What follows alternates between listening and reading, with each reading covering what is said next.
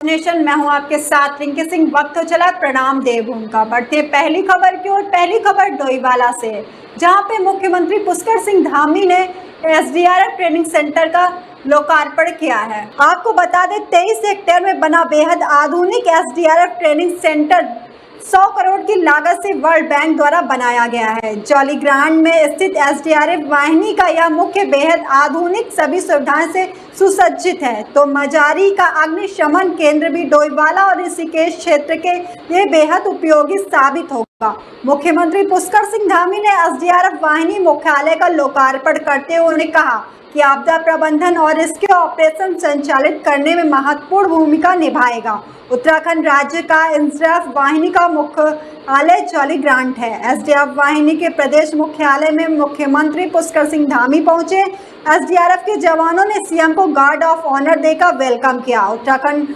Police के DGP और SDRF की महानिदेशक रिद्धिम अग्रवाल ने मुख्यमंत्री धामी के साथ एसडीआरएफ के नए मुख्यालय का निरीक्षण किया। इस अवसर पर सीएम धामी ने सभी अधिकारियों और एसडीआरएफ जवानों से मुलाकात कर सभी को शुभकामनाएं दी।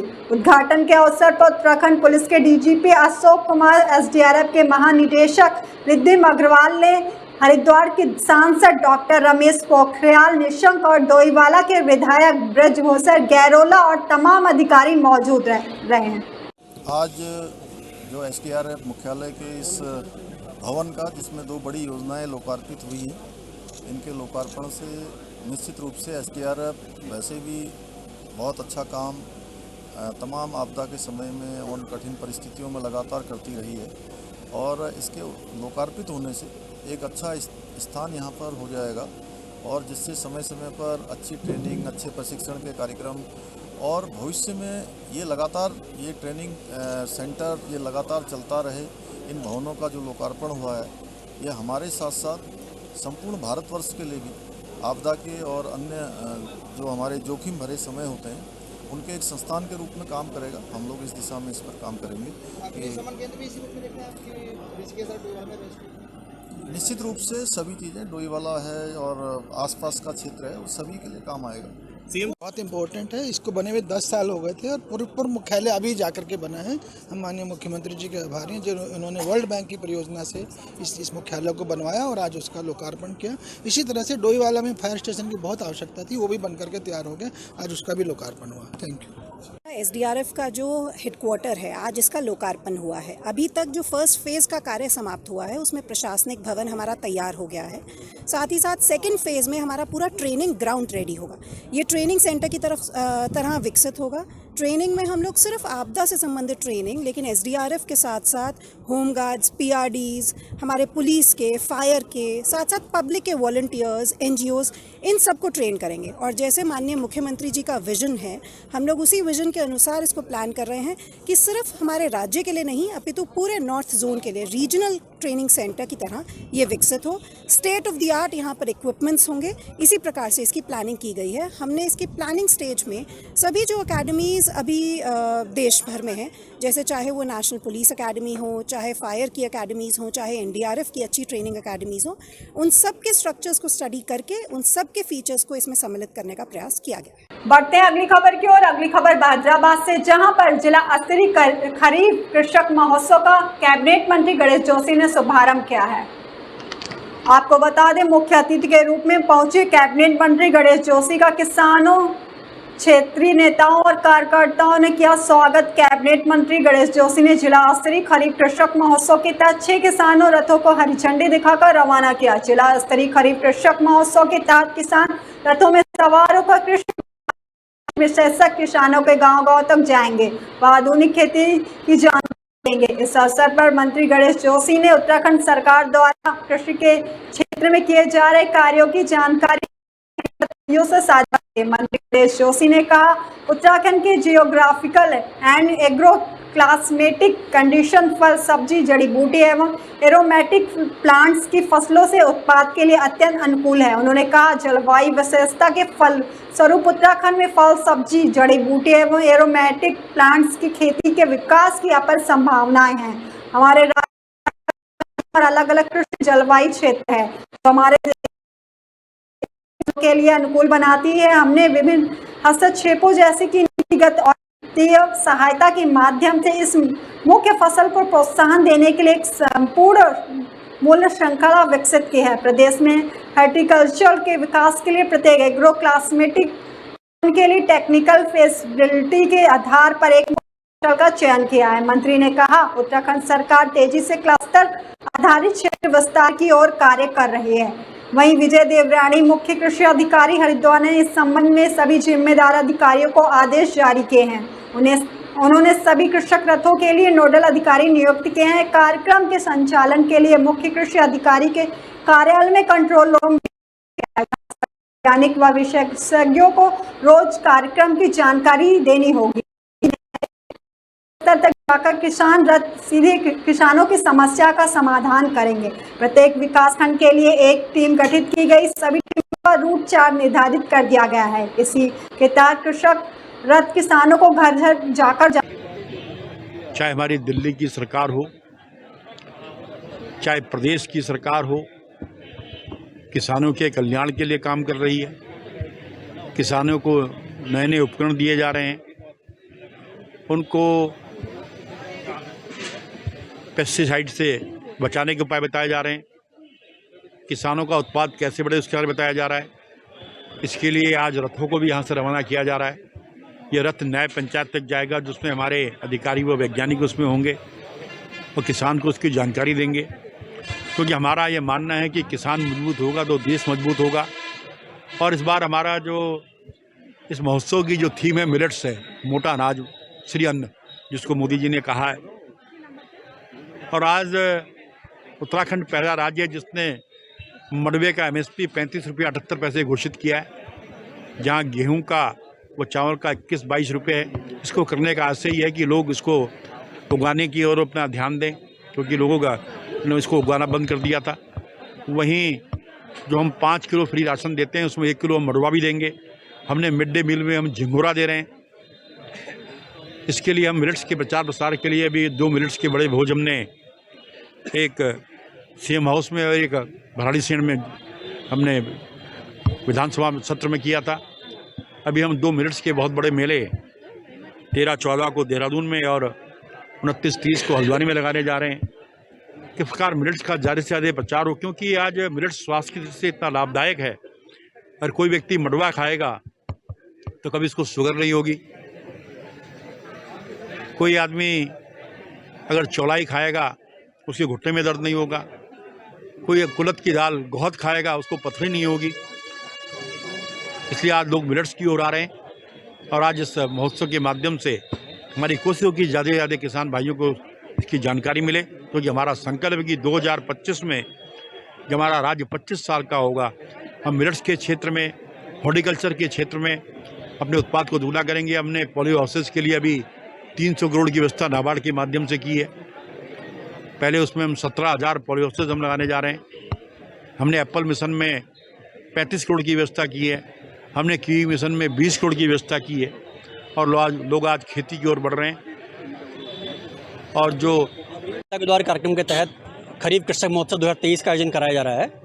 जनपद हरिद्वार में जनपद स्तरीय उद्घाटन आज भादराबाद विकासखंड से कराया गया, सॉइल टेस्टिंग लैब से हमारी। इसमें 6 रथों को माननीय कृषि मंत्री माननीय श्री गणेश जोशी जी द्वारा फ्लैग ऑफ किया गया। ये सभी रथ सभी अपने विकासखंडों में जाएंगे और विकासखंड की हर न्याय पंचायत में कल अर्थात 25 से दिनांक 5 मई तक जो है प्रत्येक न्याय पंचायत में खरीफ कृषक महोत्सव का आयोजन कराया जाएगा। इसमें कृषि और सभी अन्य डिपार्टमेंट जो हैं, उद्यान, पशुपालन, मत्स्य, रेशम, मंडी और कृषि वैज्ञानिक सभी किसान बंधुओं को अपने अपने विभाग से संबंधित जानकारी देंगे और सभी जो डिपार्टमेंट है अपने अपने इनपुट जो भी खरीफ के लिए जो आगत हैं वो किसान बंधुओं को राशि के दरों पे देंगे। जैसे मैंने आपको बताया कि प्रत्येक दिन हर न्याय पंचायत पे 6 विकासखंडों की हर न्याय पंचायत पे खरीफ कृषक महोत्सव का आयोजन कराया जाएगा और इसके लिए एक रथ बनाए गए हैं। रथ के लिए रथ प्रभारी जो है क्लास 2 ऑफिसर्स बनाए गए हैं। वो कृषि और अन्य रेखी विभागों के अधिकारी जो है जनपद स्तरीय अधिकारी, उनके लिए टीम लीडर बनाए गए हैं। प्रत्येक रथ द्वारा जो भी सुविधाएं किसानों को दी जाएंगी, जितने भी कृषकों का प्रतिभा कराया जाएगा, उन सभी की सूचना संकलित कर जो मुख्य कृषि अधिकारी कार्यालय में कंट्रोल रूम में, वहाँ पर प्रत्येक शाम को 3 बजे इसकी सूचना संकलित की जाएगी। तो किसानों की जो भी समस्याएं हैं, जो भी सुझाव उनके आए हैं, उनको संकलित कर शासन को प्रत्येक दिन प्रेषित किया जाए। बढ़ते अगली खबर की ओर। अगली खबर हल्द्वानी से है, जहां पर पुलिस ने 43 लाख के 328 मोबाइल रिकवर किए हैं। आपको बता दें, लंबे समय से खोए हुए मोबाइल को हल्द्वानी पुलिस ने खोज निकाला है। 43 लाख की कीमत के करीब 328 मोबाइल को पुलिस ने रिकवर किया है।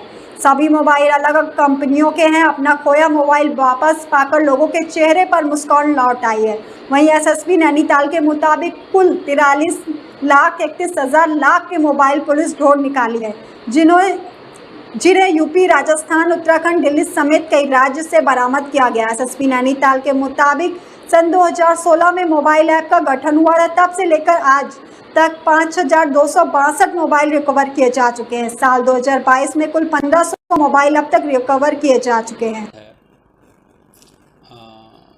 आकाश जैन, उसको घायल अवस्था में देखा गया तो उसके नाक के दाएं तरफ जो है चोट लगी हुई थी।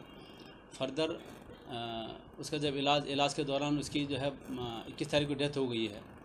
और उससे पहले जब पूछताछ हुई तो पूछताछ में जानकारी मिली कि एक व्यक्ति था जिसने कि उसके साथ जो है मोबाइल फ़ोन छीन करके ले गया है। फिर प्रकाश में आया कि एक व्यक्ति जो अभियुक्त है वो सोरस सानी है, ये नई बस्ती डोईवाल का रहने वाला है। उसकी अरेस्टिंग कर ली गई है।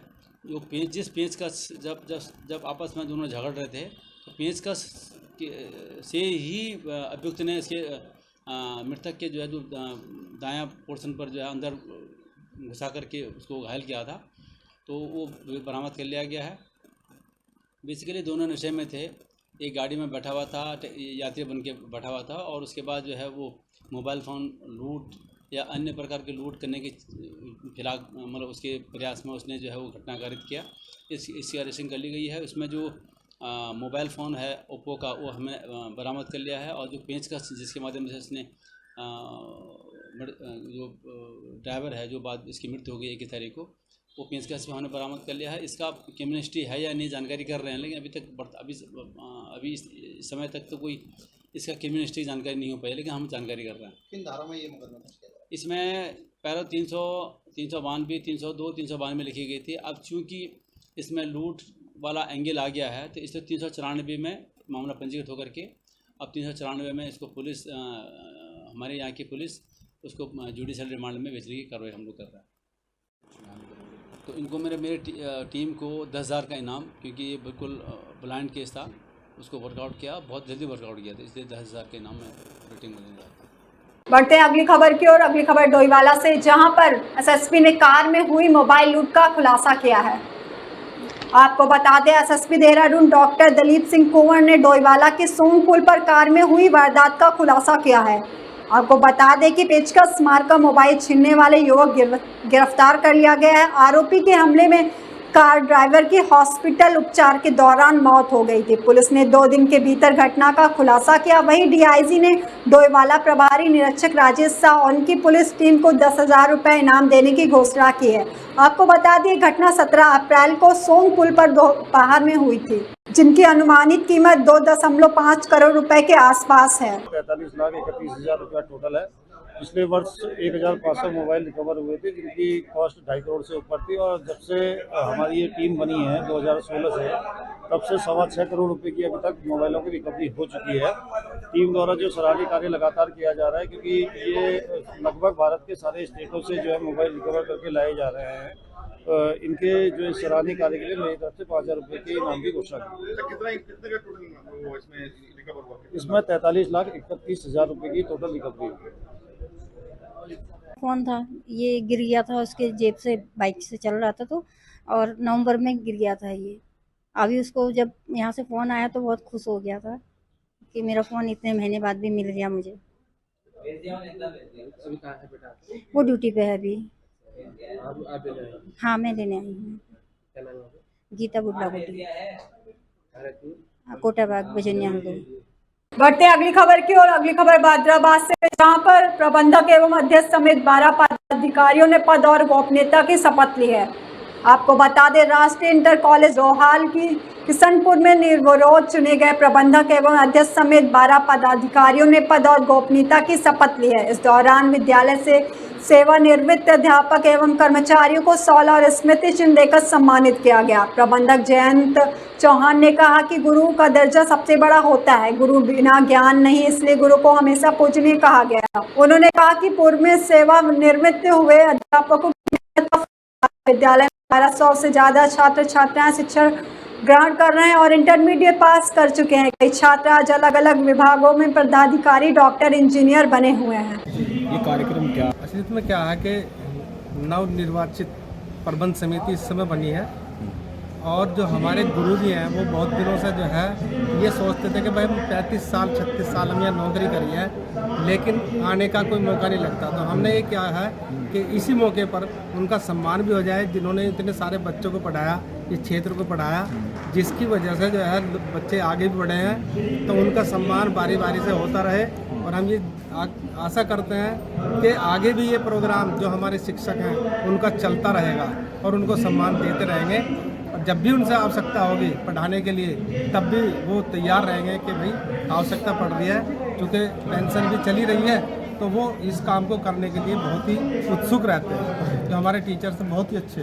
कितने शिक्षक? हमारे 22 शिक्षक थे, उसमें कर्मचारी भी हैं मिलकर, तो उन सभी को बुलाया गया।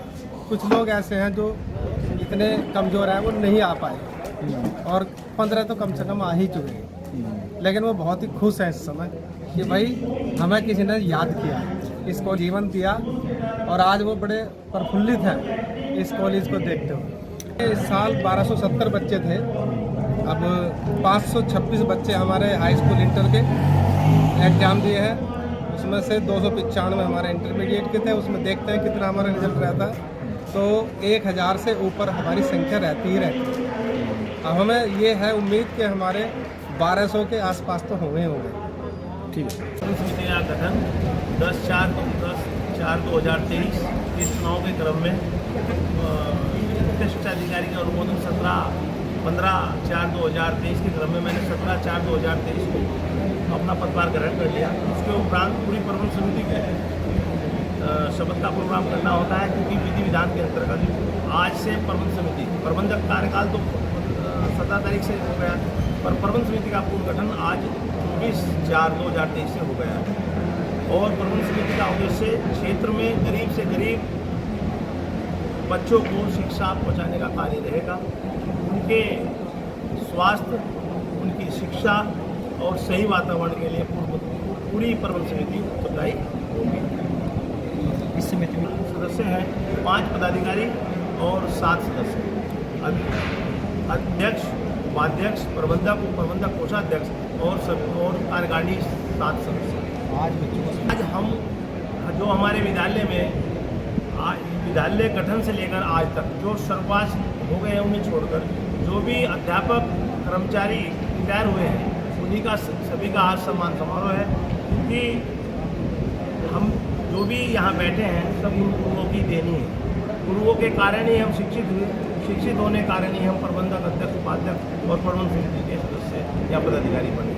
इसी बीच बढ़ते हैं अगली खबर की और। अगली खबर हल्द्वानी से, जहां पर जिला प्रशासन और नगर निगम की संयुक्त टीम अतिक्रमण हटाओ अभियान जल्दी शुरू करने वाला है। आपको बता दें कि हल्द्वानी जिला प्रशासन और नगर निगम संयुक्त रूप से अतिक्रमण हटाओ अभियान शुरू करने वाला है। शहर के हालात ऐसे हैं कि फुटपाथ पर भी अतिक्रमणकारियों ने कब्जा कर लिया है और दुकानदार सड़कों पर अपनी दुकान सजा रहे हैं। अस्थायी दुकान होने के बावजूद अपनी दुकानों को आगे बढ़ाकर सड़कों तक पहुँचाने वाले दुकानदार की अब कोई खैर नहीं है। साथ ही फुटपाथ पर भी किसी प्रकार का अतिक्रमण नहीं होने दिया जाएगा, क्योंकि प्रशासन ने अपने इरादे साफ जाहिर कर दिए हैं कि इस बार ना तो किसी को रियायत दी जाएगी ना कोई मोहलत। सिटी मजिस्ट्रेट ऋचा सिंह का कहना है कि उच्च अधिकारियों के निर्देश पर जल्द नगर निगम और जिला प्रशासन संयुक्त रूप से अतिक्रमण हटाओ अभियान के तहत ड्राइव शुरू करने जा रहा है। लिहाजा उन्होंने पहले ही लोगों से अपील कर दी कि फुटपाथ को कब्जा ना करें, फुटपाथ पर दुकान ना लगाए। जो दुकानदार अपनी दुकान को अपनी सीमा से बाहर सड़क पर तक सामान रखते हैं उनके खिलाफ भी कार्रवाई की जाएगी। बहरहाल देखने वाली बात होगी कि क्या हर बार की तरह अतिक्रमण हटाओ अभियान की हवा निकलते ही अतिक्रमण साफ होता है। इसमें हमारे उच्चाधिकारियों द्वारा भी निर्देश जारी किए गए हैं कि जो शहर में अतिक्रमण है उसको शीघ्र हटाया जाए और जो लोगों ने फुटपाथ और सड़क के किनारे की पट्टियों को घेर रखा है उसे क्लीन किया जाए। तो इसके लिए इसमें नगर निगम और पुलिस प्रशासन के साथ वार्ता हो चुकी है और इसमें शीघ्र ही अनाउंसमेंट अभी शुरू कर दिया गया है। जो लोग सड़क पटरियों के किनारे हैं ये अपील है कि वो अपना सामान हटा लें, क्योंकि अब इसमें जो हमारी ड्राइव हमारे और नगर निगम के द्वारा इसमें चलाई जाएगी, सामान भी जब्त होगा और चालान की भी कार्रवाई की जाएगी, क्योंकि रोडों पे जो फुटपाथ हैं वो चलने के लिए हैं और उसका प्रयोग चलने के लिए ही किया जाएगा। व्यापारियों द्वारा जो सामान फुटपाथ पे और अपनी दुकानों के सामने निकाला जाता है और जो फेरी के लोग हैं, फल व्यवसायी हैं, ठेले वाले हैं, वो सड़कों पर के किनारे जो अपना ठेला लगा करके स्थायी और सामानों को ज़मीन पर रख करके व्यवसाय करने लगते हैं, उससे स्थितियाँ प्रभावित होती हैं, ट्रैफिक जाम भी होता है और लोगों को यातायात में बाधा उत्पन्न होती है। इसको लेकर पूर्व में भी बृहद पैमाने पर नगर निगम द्वारा अतिक्रमण हटाओ अभियान चलाया गया था, जिसमें काफ़ी अच्छी सफलता प्राप्त हुई थी और व्यवस्थाएं भी काफ़ी सुचारू हुई थी। वर्तमान में पुनः छोटे छोटे अभियान जगह जगह जहाँ पर ज़्यादा अतिक्रमण की शिकायतें प्राप्त हो रही वहाँ पर किया जा रहा है और प्रयास किया जाएगा भविष्य में शीघ्र ही पुलिस प्रशासन नगर निगम को की सम्मिलित टीम द्वारा एक बृहद अभियान चलाया जाए और शहर को अतिक्रमण से मुक्त दिलाई जाए। सर, लगातार आपके द्वारा अतिक्रमण पे काम किया जाता है, लेकिन जो कुछ दुकानदार ऐसे हैं जो आपके अतिक्रमण के कार्य के बाद दोबारा वहाँ पर दुकान लगाते हैं, उन पर क्या कार्रवाई की जाएगी? क्योंकि वो जो प्रशासन है लगातार काम कर रहा, लेकिन जो धरातल में जो कार्य है उसको कहीं ना कहीं नजर। देखिए, इसमें मैं स्पष्ट करना चाहूँगा, बीच में आयुक्त कुमार मंडल नैनीताल महोदय द्वारा भी कहीं कहीं पर निरीक्षण किया गया, तो उसमें उनके द्वारा 2-3 दुकानों को सीलिंग कराई गई थी।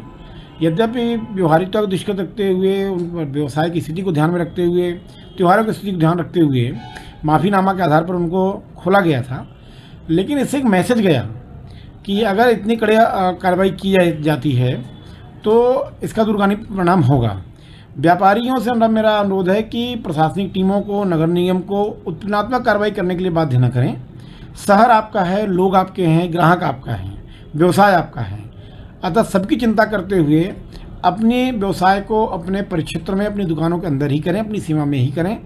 फुटपाथ और सड़कों का उपयोग रोजगार के लिए न करें, अन्यथा इस बार अभियान के दौरान सामान जब्ती की कार्रवाई की जाएगी, चालानी कार्रवाई की जाएगी और जो भाग निर्माण बढ़ा हुआ पाया जाएगा उसको तोड़कर सामान जब्त किया जाएगा। इसी बीच बढ़ते हैं अगली खबर की ओर। अगली खबर सितारगंज से, जहां पे राइस मिलर्स ने उप जिलाधिकारी के माध्यम से मुख्यमंत्री पुष्कर सिंह धामी को ज्ञापन भेजा है। आपको बता दें कि सितारगंज नगर के राइस मिलर्स ने उप जिलाधिकारी के माध्यम से मुख्यमंत्री को भेजे ज्ञापन में उत्तराखंड कृषि उत्पाद मंडी विकास एवं विनिमय अधिनियम को उत्तर प्रदेश की तर्ज पर करने की मांग की है। राइस मिलर्स ने राइस मिलर्स एसोसिएशन के बैनर तले उप जिलाधिकारी तुषार सैनी के माध्यम से मुख्यमंत्री पुष्कर सिंह धामी को भेजे ज्ञापन में अपनी समस्याएं रखी है।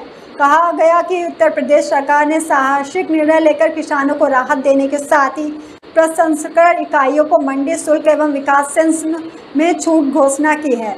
अब प्रसंस्करण इकाइयाँ किसानों से सीधे ऊपर खरीद सकेगी। इसके लिए उन्होंने किसी प्रकार का मंडी शुल्क एवं विकास सेस नहीं देना होगा। कहा कि उत्तराखंड की सभी राजस्व फ्लोर मिले तथा प्रसंस्करण इकाइयाँ कच्चे माल के लिए उत्तर प्रदेश की मंडियों पर निर्भर है। ज़्यादातर इकाइयाँ उत्तराखंड व उत्तर प्रदेश की सीमा पर स्थित हैं। ऐसे में दोनों राज्यों को मंडी शुल्क नियमों में भिन्नता है।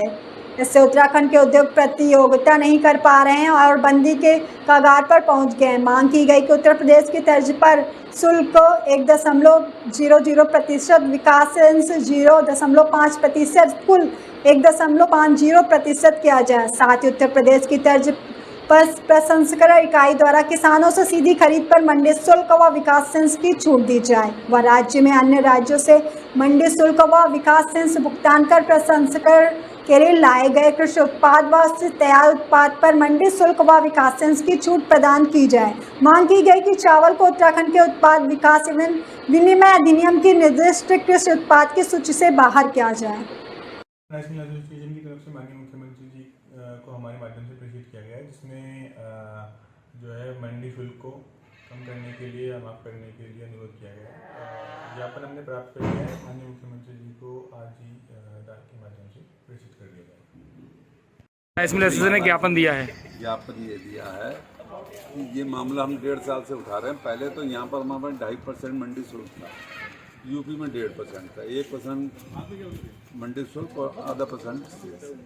अब वो बात तो ख़त्म नहीं है। अब दूसरा एक नया सा रूप आ गया 4-5 दिन से गवर्नमेंट यूपी गवर्नमेंट ने जीओ कर दिया कि काश्तकारों से 6 रुपये जो परचेज होगी वो टोटली मंडी शुल्क फ्री है।